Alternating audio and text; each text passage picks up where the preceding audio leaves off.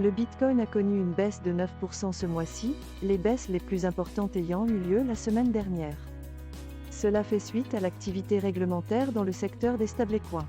L'inquiétude des investisseurs à l'approche de la publication du rapport sur l'indice des prix à la consommation de la Réserve fédérale américaine, attendu mardi, ne cesse de croître. Le flux d'actualité a été baissier pour la cryptographie. Un IPC élevé pourrait créer des problèmes pour les actifs risqués, ce qui pourrait amener le BTC à franchir le niveau clé de $20 000 et à cibler la région des $18 500. Le protocole d'emprunt décentralisé Liquity a connu une augmentation de son jeton UTI natif, suite à son intégration au réseau Aztec. Cet article ne fournit pas suffisamment d'informations pour l'évaluer avec précision sur une échelle de 1 à 10 en fonction de critères d'investissement en tant qu'investisseur.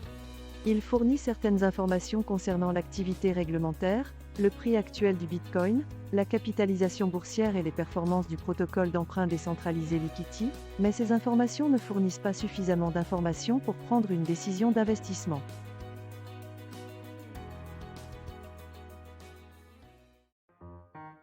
Sam Kessler est journaliste pour CoinDesk. Il couvre l'intersection de la technologie et de la finance en mettant l'accent sur les crypto-monnaies et les actifs numériques. L'accord entre la SEC et Kraken a soulevé des questions quant à l'avenir du staking sur des blockchains comme Ethereum. Cela pourrait sonner le glas des produits du staking à service. Les plateformes de staking décentralisées comme Lido et Rocket Pool ont un côté positif, car elles pourraient rendre le réseau plus sécurisé et décentralisé. Coinbase insiste sur le fait que son propre service est différent de celui de Kraken, mais on ne sait pas ce qui va suivre. La nouvelle a fait bondir le jeton LBO de 10%, et cela pourrait pousser ceux qui ont 32 ETH à miser en solo. Le règlement pourrait contribuer à rendre le système de preuve de participation d'Ethereum plus difficile à monopoliser. Je donnerai à cet article une note de 8 sur 10. Il fournit un examen approfondi des implications du règlement de la SEC avec Kraken, ainsi qu'un aperçu de l'écosystème de staking sur Ethereum.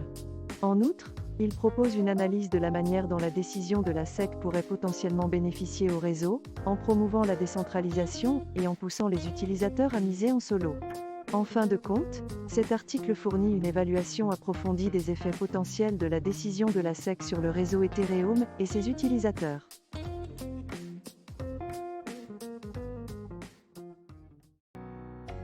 Satoshi Kusama est le développeur principal du projet Shiba Inu. Il a précisé son absence d'implication dans le jeton Mempo, et a averti l'armée SHIB de faire preuve de prudence.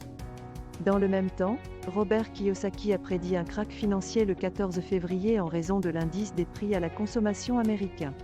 John Eddington a déposé une requête pour obtenir un mémoire d'amicus dans l'affaire Zakinov V.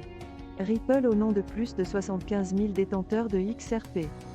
Je donnerai à cet article une note de 6 sur 10. Il fournit des informations intéressantes sur les points de vue de Satoshi Kusama et Robert Kiyosaki sur la publication prochaine de l'indice des prix à la consommation aux États-Unis, mais ne fournit aucun critère ni conseil d'investissement.